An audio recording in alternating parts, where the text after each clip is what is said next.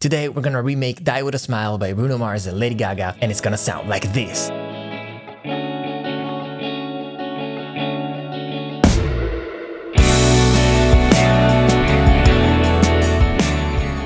Alright guys, my name is badhabit. I'm finally back with another breakdown, another remake, the final breakdown of the year of possibly the best song of the year, Die With A Smile by Lady Gaga and Bruno Mars. But the question is, why does this song make you feel this way? What's so special about it? Why does it feel so familiar, like you've heard it before, but at the same time it's so refreshing and modern? The production sounds kinda simple, right? It sounds like there's 4 or 5 instruments. But trust me, there are so many hidden layers that complement each other so well. The song has been produced by D-Mile, who produced all the stuff for Silk Sonic, Andrew Watt, one of my favorite producers, who worked with basically anyone from Dua Lipa to Miley Cyrus, Post Malone, Justin Bieber, you name it. And I also like to see that Bruno and Gaga are on the production as well. So these 4 genius minds have approached the production of this song as they would have like 40 years ago, but also blending it with some modern techniques that we're gonna see today and that you can use too in your own productions to stand out from the mass and bring them to the next level. This is gonna be the most difficult remake I've ever done by far.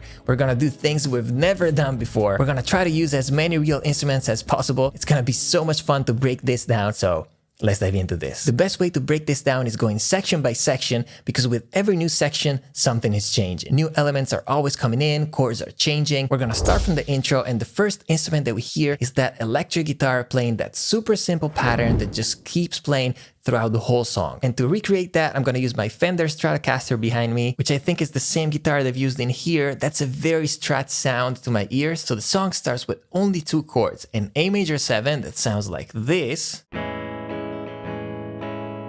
followed by D major 7, same pattern. We're gonna go through all the chords of the song later in the video with the piano, which is easier for you guys to visualize. But for now, for the intro and for the verse, it's only these 2. To get that sound that they have, I'm thinking of using an amp, possibly from UAD, this Fender 55 Tweed Deluxe. And the reason I'm thinking of this one is because this amp is an amp from the 50s originally. And since they were clearly going for that old school sound, they must have used this amp or a very similar one from Fender. Of course, I'm talking about the real thing, not the plugin, but this plugin is amazing. It's a great replica. It sounds just insane. So I'm gonna scroll through some presets and see if I can find something that's pretty close to that sound. I need a little bit of distortion. I'm hearing a little bit of drive, but not too much. Let's see. Oh, nope. So I started from one of those presets, I tweaked it just a little bit, and I came up with this. But when I'm recording, I want to feel like I'm already playing with the right sound. So I'm going to build my own pedal board here. And the first thing that I want to add is a big spring reverb to simulate the spring reverb of the amp. Going for something pretty big. They have a lot of reverb. Oh yeah. Oh yeah. Oh, this feels like magical already. And I just added a couple more effects like this phaser to keep that 70s feel.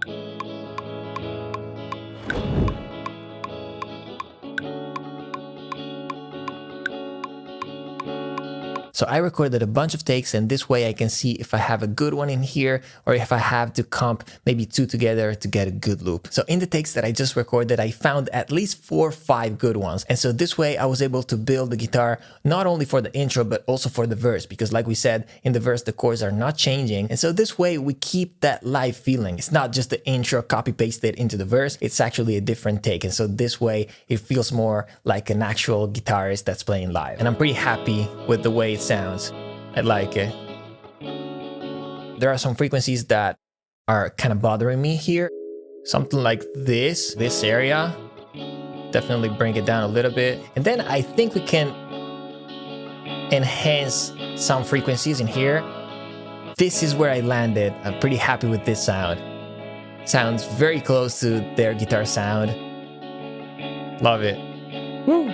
Also, one thing I've noticed is that this guitar sounds super wide, but it doesn't feel like it's double. I tried this stereo expander, this SPL Vitalizer, to get a little bit more stereo width. And again, very important to keep this live feeling. As you can see, I haven't quantized anything at all. Like this guitar, of course I want to play it well, but I don't want it to feel like super tight on the grid. So I'm gonna try to not edit them to keep that raw feeling. Now going into the verse, it might sound like nothing is changing, but there's actually a couple more things coming in. The chords stay the same, but we have new guitars supporting these main ones. And we also have some ear candies that help creating this very vibey atmosphere. But we're gonna recreate all the ear candies and effects towards the end of the videos. So for now, let's focus on the main instruments. So these guitars are playing the same chords, but they strum only once for each chord. And that's why I went for a very lush and spacious sound.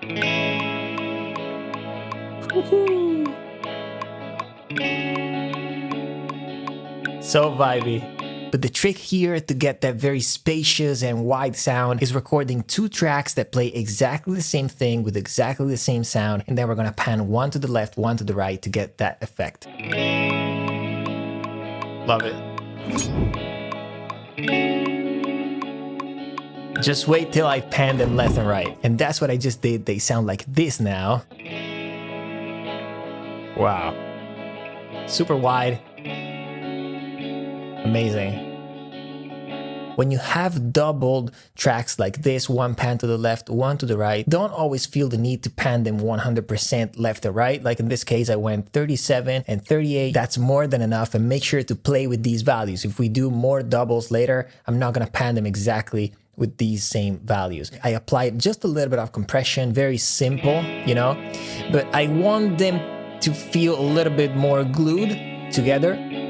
And then, yeah, just some simple delay. This is sounding amazing, so we're now ready to move on to the pre, where things start getting a little bit more interesting. The chords are changing in the pre, and also we have new instruments coming in. We have the bass, we have the piano, the drums that start building up, and also these 2 guitars that we just recorded keep playing also in the pre, but with the new chords. So real quick, I just recorded the main guitar and these strumming guitars with these new chords that we have in the pre, and they sound like this. But now, since the piano is also coming in the pre, it feels like the right time to show you the chords of the whole song. So in the intro and the verse, we said the chords are always the same. It's only 2. And then D major 7. And the interesting thing is that in the pre, they reverse these 2 chords, but with different voicing. So they actually start again with this D major 7, but played up here. And then they go to this, which is again A major 7, but in a different voicing. And then first time we hear actually a different chord, this C sharp minor 7. And then we have that final chord that builds a lot of tension going into the chorus. And the reason why it builds that much tension is because it's a suspended chord. F sharp on the bass, C sharp, F sharp, and B. Resolving into just an F sharp major. As you can see, these chords are full of 7s. We also saw suspended chords, and this makes it very Bruno Mars sounding, which makes it very 70s, 80s sounding. These are the same types of chords that you would find also in Silk Sonic's songs, like Versace on the Floor, those kind of songs. So going into the chorus, we have new chords that we haven't seen yet. And the chorus starts with, guess what, a 7th chord. In this case, this is a B minor 7, and it's played this way. And then it goes into, this is a D chord, you know, just played this way. So the second chord becomes a D over E bass. That's a very, very common chord in the 80s, in the 70s. Like the Bee Gees used to use this chord all the time. Bruno Mars loves it because in his songs, you find it like basically in every single one. After this, they go into this C sharp minor 7, this time played in a different inversion, and then F sharp minor 7. They repeat this twice, but then the third time something different happens. We have this.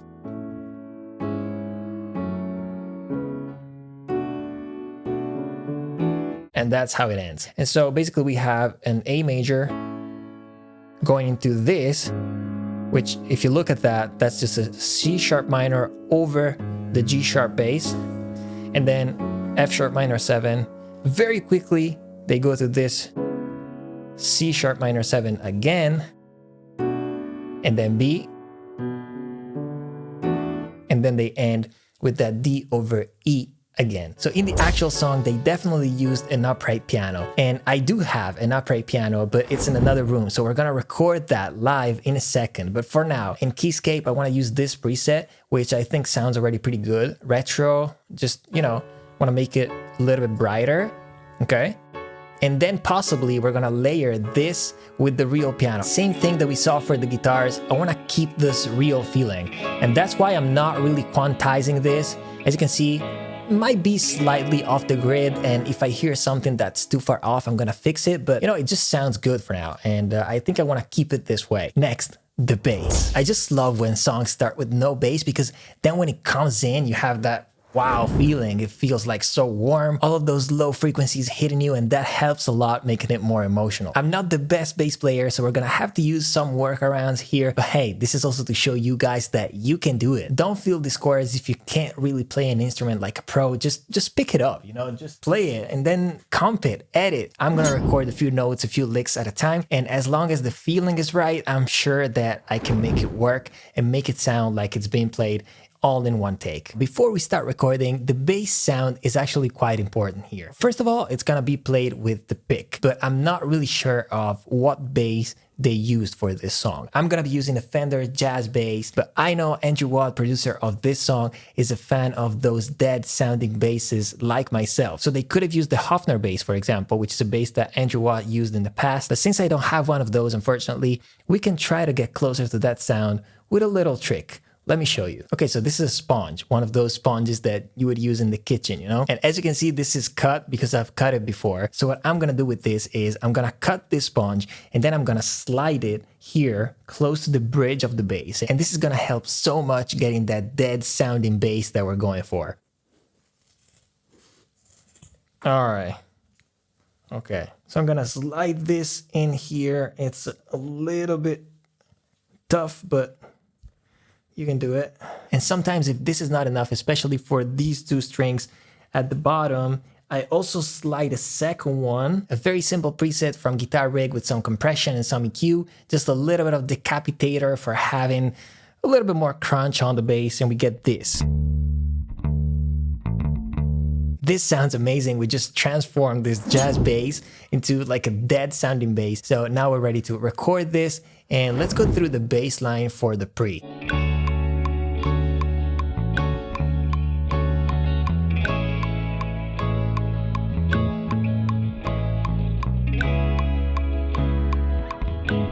Ah, come on. Ah, I fell asleep.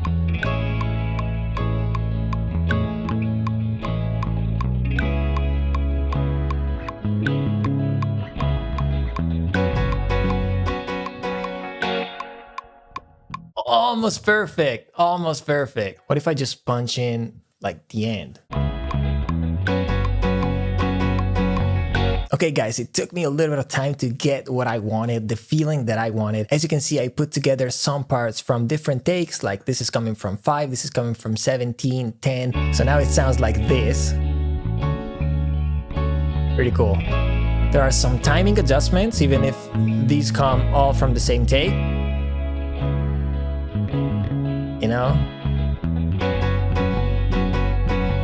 Love this. So as you can see, there's a good amount of editing on all of my tracks, from the bass to this piano, like these guitars. They all follow the same concept. I'm trying to make them sound like they've been played in a unique take, as real as possible, even though sometimes I have to break them down. And to make sure all of these sound real, like a unique take, I have some techniques that I use all the time for editing audio, but for time purposes, I can't go through all of them or it would become like a 3-hour long video. But if you're interested also in the more technical side of my productions, make sure to check out my masterclass, which is linked down in the description, because that's 10 hours long. I go in depth in all of my production techniques in much more detail. So if you're interested in that, make sure to check that out. I know you guys have been waiting for this moment, and the drums here finally start to build up. Not much is happening here, to be honest. In the pre, we only have a tambourine and that big drum fill going into the chorus. But then when the chorus actually drops, we have the full drums playing all at the same time. And to do that, we're gonna need to choose the right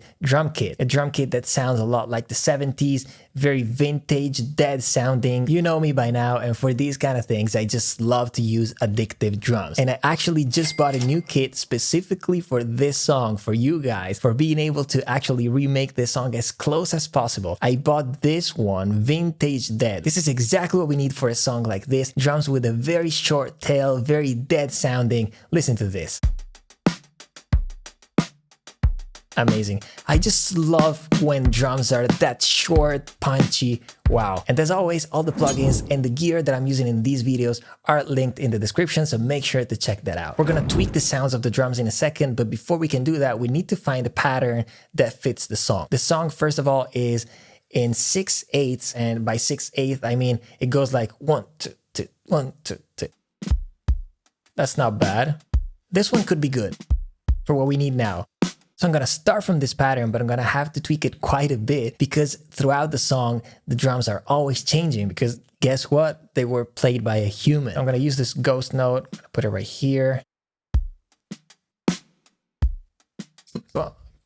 We need that. So let's take this, which is a little bit lower in velocity. This is also very important, like trying to preserve some dynamics, some like real velocities. That's also why I like to start from these patterns, because these patterns come from real drummers playing. That's pretty cool. We're missing a kick here, same as before. And then we're probably circling back, right? So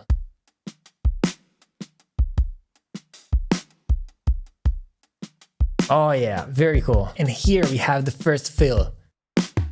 Something like that. So here I need a little flam, you know. Let me record on top of this.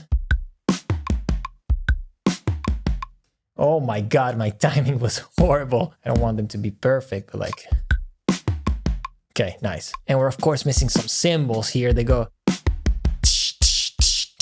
Okay, it took me like 20 minutes, but I think I got the whole thing for the chorus. I added the cymbals, I added the fills towards the end. And so now they sound like this. This is the actual pattern, I think. See, there's like a ride playing, and then there we go.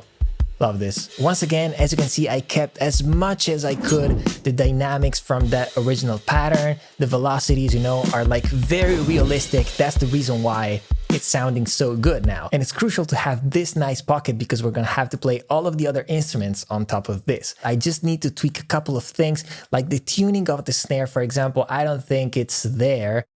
It should be tuned a little bit higher. Exactly. Let me add some distortion. I like this one. Pretty cool. I also want to try a different hat. No.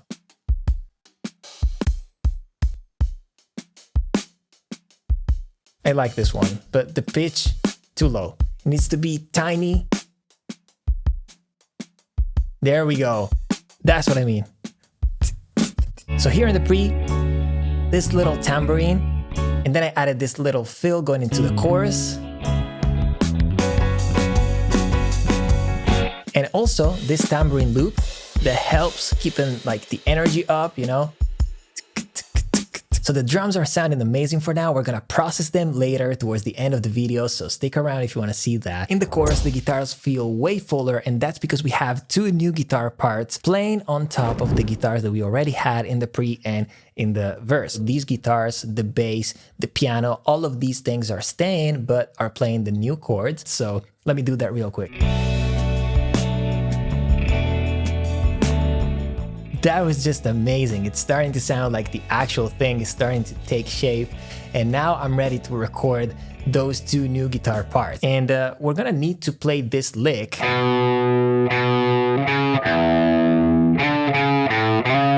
which basically supports the bass line, and it's also like a counter melody to what Bruno and Gaga are singing. We're gonna need to record two tracks again, one for the left, one for the right. I want this to feel stereo wide.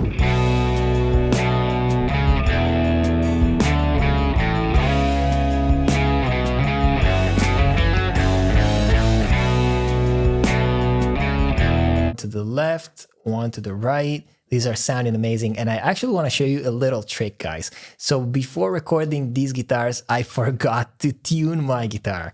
And you know, just in like 15-20 minutes, the tuning was not perfect anymore. These two licks, like I love the way I played them, so I didn't want to replay them, but the tuning was not perfect. So I just used the waves tune, which I don't know if you've ever done this, but you can use this on instruments as well. Of course, in this case, I could do it because I'm playing one note at a time. If these were chords, you could not do this, you know? And so in this case, it's helping, you know, keeping the notes a little bit closer to the actual note that it should have been. We're getting there. We're getting there.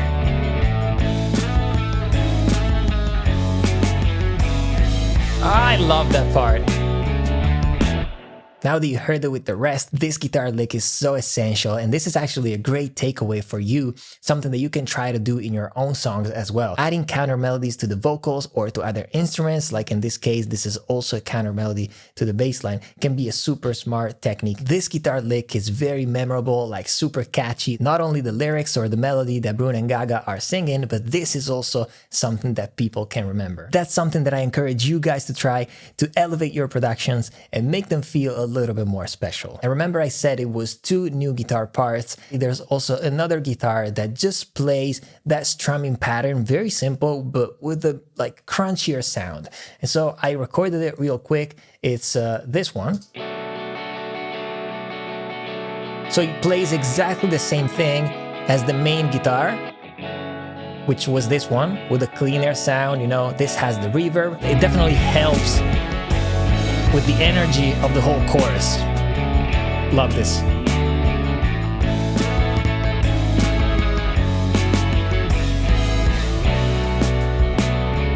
I wanna be next to you. Did I sound like him? No. There's also a piano playing here in the chorus, and we've seen the chords already, and since these are pretty much all the chords that we're gonna need for the whole song, it's time to go record the real piano now that we're gonna layer on top of this one from Keyscape, so let's go. Alright, so disclaimer, I'm not a professional recording engineer, so before coming at me in the comments, guys, please remember that. Actually, if there's any recording engineer here watching, let me know in the comments if you have any tips on how to properly record the piano like this one. It's something I've seen do a couple of times, but I've never really done it myself. So today I'm just gonna learn by doing it. But what I know is that the piano is supposed to be recorded with 2 matching mics, which I don't have, unfortunately. So we're gonna record it in mono, which could actually be an interesting production idea because we have that other Keyscape piano that we can keep in stereo and layer it together with this one in mono. So I don't know, let's see if that works. So I placed this mic right here. This is a Neumann KM184. This is great for guitars, but also piano. So now let's try to get a good take.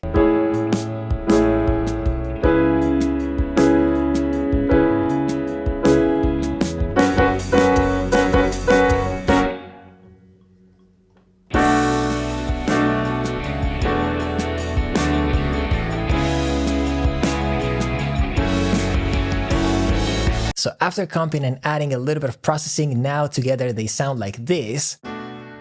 I absolutely love this combination, to be honest, because this is making it fuller, you know? And also there's one interesting thing that I'm noticing. The real piano could be slightly out of tune because it's not being tuned in a while, but this actually makes it more real, you know, because the plugins are tuned perfectly. And so unless you use, I don't know, some lo-fi effects, lo-fi plugins and stuff like that, they're gonna sound almost too perfect. So together, the combination, I kind of like it. It makes it feel more real. And to this, I just added a little bit of compression because I wanted that long sustain for each chord. Just a little bit of EQing, and then I added a small chamber as a reverb, but you know, that's pretty much it. All right, guys, so at this point, I think about 80% of the song is done because after the chorus, we go into verse 2, pre-2, chorus 2, so all of these elements that we have up until here, they also stay till the end. But going towards the end, we have more and more stuff coming in. And we're getting closer to my favorite part of the song, which is that guitar solo that I can't wait to play. But first, let's talk about these new layers that are coming in. We have a pad in the pre that sounds a lot like a Prophet to me. And then in the chorus, we have some crunchy, sustained chords. So I'm thinking of probably like a distorted organ, something like a farfisa. So let's start from the Prophet. So I started from a preset and now I have this that sounds really good. I copied these chords from the piano and we're also gonna use them to find like an organ, a distorted organ. I wanna try the farfisa. That's cool. That's what I'm thinking. That's what I'm hearing. Higher octave. Better. Listen how these are helping, really making the second chorus different from the first chorus and like increasing the energy overall. We're getting closer to my favorite part of the song, the solo. But before that, we have a little breakdown. We can call it like a bridge. And here we have the piano playing like a little arpeggiated part. And together with this piano, you can already hear the solo filtered. So we're gonna have to play it first, and then we're gonna filter it down to make sure that we have that cool build-up effect. So let's do it.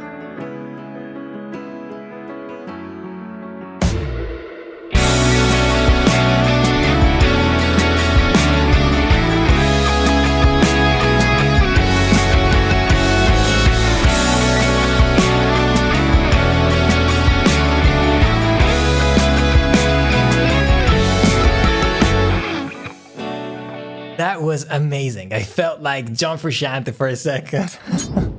Not really. I also played the solo an octave up because I noticed that in that bridge together with the piano, you can hear it, but you can hear it an octave up.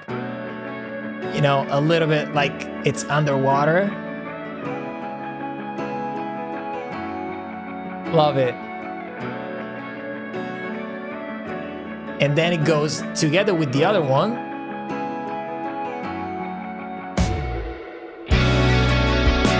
Oh yeah! Alright guys, this is sounding amazing and we're just missing a couple of things here. Some ear candies and effects and just a touch of processing to these drums, keeping them vintage and old school sounding, but a little bit more modern with a little bit more punch. But before I can do this, as always, I gotta reorganize this session because this is really a mess, like today more than other times. So let me reorganize real quick and let's finish this. Okay guys, finally, this looks so much better. I color coded the whole session, now it's really clear. But while I was rebalancing some of the instruments and some of the levels, I actually realized I needed some extra layers, and so I added them real quick. I added these snares that I recorded myself last year in a studio in LA.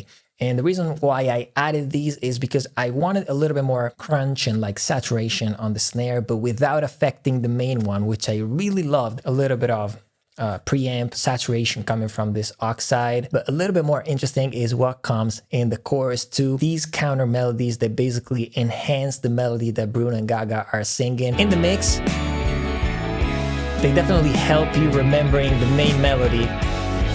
Same exact purpose for these strings coming from the Solina. This is like a very famous string machine from the 70s, I think. I'm not sure. This is doing exactly the same thing that the solo is doing. It's helping over there. And there's also some strings from the Juno. These are just playing the chords. I felt there was something up there, you know? Now that I mix them together, just listen to all of these guitars playing at the same time. Wow. Amazing. And adding the bass. What a song, what a song. And just so you know it, there are a couple of interesting chords towards the end. This one, this is a new chord. We haven't heard that. And this one too. Very cool. Now to make these drums feel a little bit more modern with a little bit more punch, we gotta apply some processing, even though we wanna stay in that middle lane, you know, between that old school vintage sound, but at the same time, it has to sound like a modern record that can still go on the radio. To do that, I'm only gonna use plugins that are replicas of old gear. So I'm gonna use this Ampex today, which is basically a tape saturator. This has such a great sound. And then I'm gonna just boost it a little bit. This helps, you know, brings out a little bit of presence in the drums while also adding some saturation that's coming from the tape. That's the sound that we're going for. And since the drums are made of so many layers, I always want to compress a little bit, like not too much, you know, just like 3 dBs of compression and not at all times. And then I'm making up for that low end that we lose with the compression, just boosting slightly the high frequencies. Without these two plugins, you know, they're a little bit more like muffled. Love this. final thing, I have an idea. I want to apply just a small reverb to these drums to make them feel like they've been played in a room. And I have the perfect reverb for this, which is Sunset Sound. I love this one because these are the actual reverb of Sunset Sound, a super famous studio in LA where like so many big records have been recorded. And so I want to apply something like a live room, something like that. I think this is the sweet spot. I love this. I can hear it, but like not too much. Very last thing, and if you're still here, you deserve to find out a couple of secrets to create these interesting ear candies and effects that, to me, are such smart ways to keep your productions fresh, interesting, and like in this case, even with a song that sounds so much like a few decades ago, like bringing it into the modern world. I don't know if you've ever noticed, but when the first verse starts, there are some vocal effects in the background. Very lush, drowning in a huge reverb, delay, and they go something like, hey, hey, hey. So to recreate those, I'm gonna record myself and then put me through a bunch of effects. Not really. First, I want to change the format a little bit, like something like that. That's cool. I put these two on the group and now it's starting to sound pretty good. We're almost there. It's very cool, but they're both too short. Like the tail is not long enough. In their song, it sounds like this effect keeps going, you know? It keeps like going and the volume goes up and down. So I actually have an idea for this. If you play with the feedback of the delay, you can basically create like a drone. Let me just show you. It's just easier to show you. I'm gonna record while I'm playing with the feedback and let's see if this actually works. So as it goes over 100%, can you hear? Like, then I can bring it down a little bit and then bring it out again. And keep doing the same thing here. And then bring it out. See, and I'm creating this drone. Now it's becoming a little bit too loud. Third time I got it. Sounds amazing. Listen how it comes out here. Building the tension. Amazing. Wow. Alright guys, we finally got to the end of this amazing breakdown. This was by far the most difficult breakdown I've ever done. This had like so many parts involved, so I really hope that you enjoyed it and that you learned something new today. Make sure to let me know in the comments if you like this remake, and of course if you have any questions about what I did. As always, if you've enjoyed the video, drop a like, subscribe to the channel if you haven't already, and I'll see you in the next one.